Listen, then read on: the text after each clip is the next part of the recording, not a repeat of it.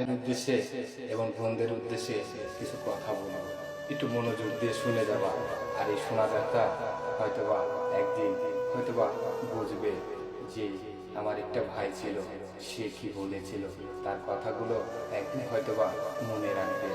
এই দুনিয়াতে যার কেউ নাই, তার কোনো ভাব নাই। এই প্রবাসী মাটিতে যখন আমরা আসি, কাউকে নিয়ে আসি না, কোনো ভাই বোন কিংবা মা বাবা আত্মীয় স্বজন কাউকে এই প্রবাসী মাটিতে আনি না।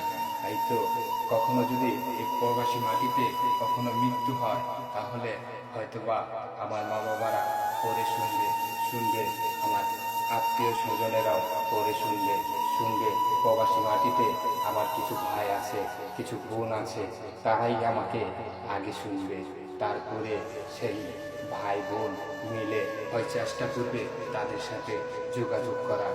তাই তো বলছি, এই দুনিয়াতে সবচেয়ে আপন হলে প্রবাসী বোন, প্রবাসী ভাইরা। তাই তো সবার আগে তারা খোঁজ পাবে। আর আমার মা বাবা যদি দুনিয়াতে বেঁচে থাকতো, হয়তোবা কান্না করার সেই সমস্ত ভাই বোন মা বাবা সব সময় হয়তোবা তারাও কান্না করতো। দুনিয়াতে যার মা বাবা বেঁচে নেই, তার মতো হতভাগা ছেলে নেই। তাই তো এই প্রবাসী মাটিতে যখন আসি, তখনই কিন্তু প্রবাসী মাটিতে সব সময় আমার আপনজন, এই প্রবাসী ভাই বোন সবাই আমার আপনজন। তাই তো বলছি ভাই, তোমাদেরকে নিয়ে আমার আজকের বয়স। ভাই, কখনো যদি শুনো এই ছেলেটা মারা গেছে, হয়তোবা আমার আত্মীয় স্বজন হয়তোবা পরে শুনবে, কিন্তু সবচেয়ে আমার আপন কাছের লোক, সবচেয়ে আমার প্রবাসী ভাই বোনেরা। তাই তো বলছি ভাই, দুনিয়াতে আই দেখো আমাকে দিয়ে দেখাই তোমাদেরকে। ধরো ছোট্ট একটা কথা বলি, দেখো আজকে আমার মা বাবা নেই, ভাই নেই, বোন নেই।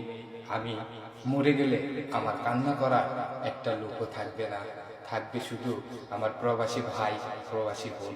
হয়তো হঠাৎ করে যদি চলে যায় তোমাদের মাঝ থেকে, হয়তো একদিন তোমরা হয়তো মনে করবে সে ছেলেটা আজ আমাদের মাঝে নেই।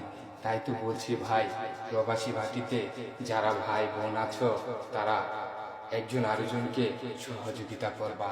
তাই তো তারাই তোমার আপনজন, তারাই তোমাদের আপন ভাই বোন। তাই তো তাদেরকে মেনে চলো, তাদেরকে শ্রদ্ধা করো।